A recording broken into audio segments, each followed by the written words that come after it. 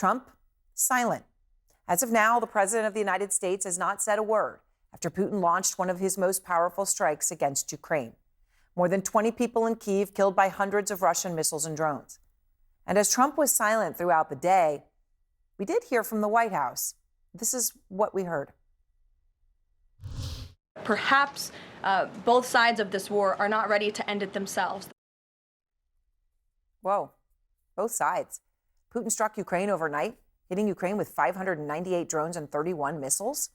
This is not a both sides issue. Not last night, not tonight, and not since February 2022, when Putin invaded a sovereign country with the intent to topple its government and take it over and make it part of Russia.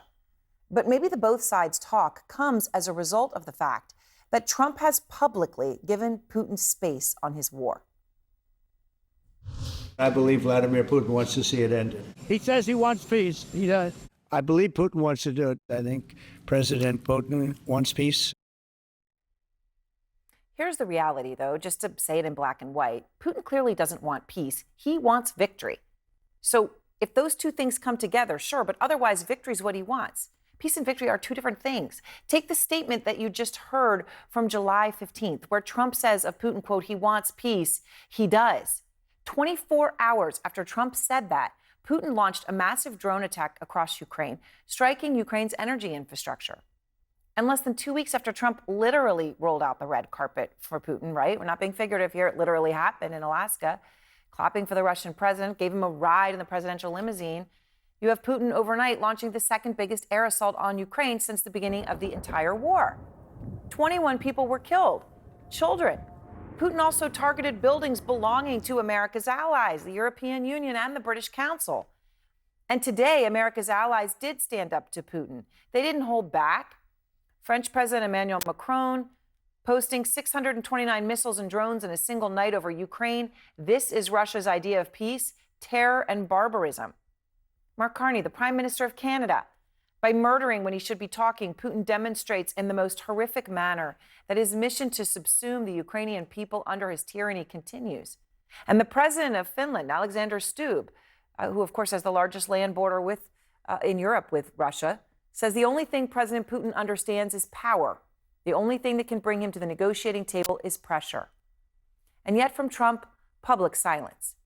Now, while Trump surely will say something, surely he's going to come out, he's going to post, he's going to say something, expect that will happen. But his behavior so far all day is consistent with Putin's red carpet welcome. And that may be why one European leader, the president of Portugal, said this yesterday of Trump. Quote him, said, the leader of the world's greatest superpower is objectively a Soviet or Russian asset. He's been serving as an asset. It's a pretty incredible thing to say. That is a sitting leader of a European country saying that.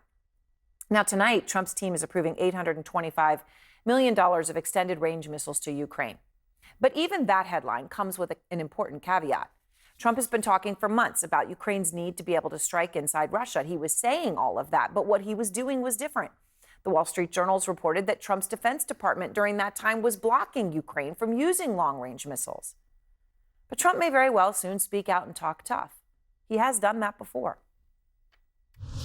But we're very, very unhappy with him, and we're going to be doing very severe tariffs. There will be very severe consequences. It will not be a world war, but it will be an economic war, and it's going to be bad for Russia. So he said over those things, obviously over many months. The important thing to note, though, is that so far all of that has been words. So far, Trump's threats have been all bark and no bite.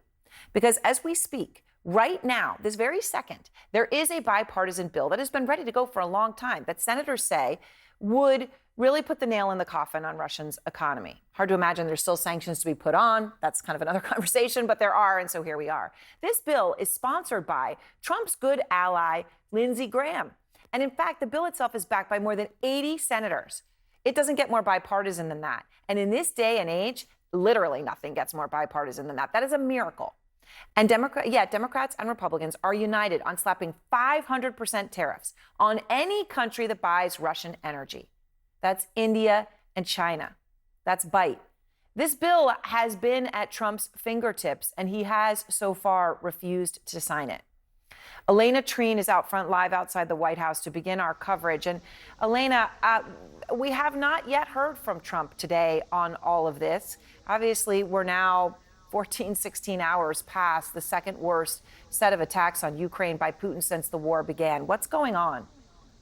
Well, part of this, Aaron, I think is frankly, the president is very frustrated. I know we've heard that repeatedly from White House officials, but I think at the core of this is he doesn't have anything to tout for the work that he has put into this. I mean, when I talk with White House officials, they privately acknowledge that the speed and kind of urgency that they were moving after that Alaska summit with the Russian president has completely slowed. And there is still, from my conversations with Trump administration officials, the president has not made up his mind yet on whether or not he wants to actually impose sanctions or any sort of consequences for Moscow if they do not agree to end the war. From my conversations, he's kind of gone back and forth on wanting to continue to try and directly insert himself into the conversation of setting up that bilateral meeting that he had promised European leaders who all came to the White House just a week or so ago, or leaving this now to Vladimir Putin and Volodymyr Zelensky to work out. And I think what's really important as well is, and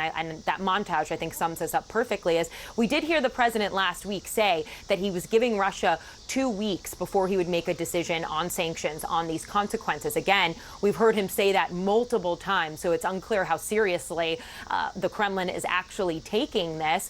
But I also asked him last week in the Oval Office directly. He had mentioned, perhaps there's a chance he does nothing. I said, is that actually a serious possibility that you would do nothing to, kind of punish Russia for not ending the war? And he said, yeah, but we'll have to see how this goes. And so I think his silence here, and I'd note we did hear from the press secretary earlier today saying that we should expect some sort of answer or response from the president on this, that he was watching the developments of these Russian attacks, one of the deadliest nights for Ukraine since this war began. He was watching it intently, that he would speak on this later. We have not yet heard from him.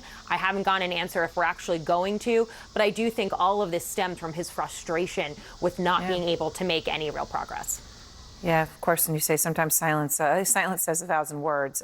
Thank you very much, Elena.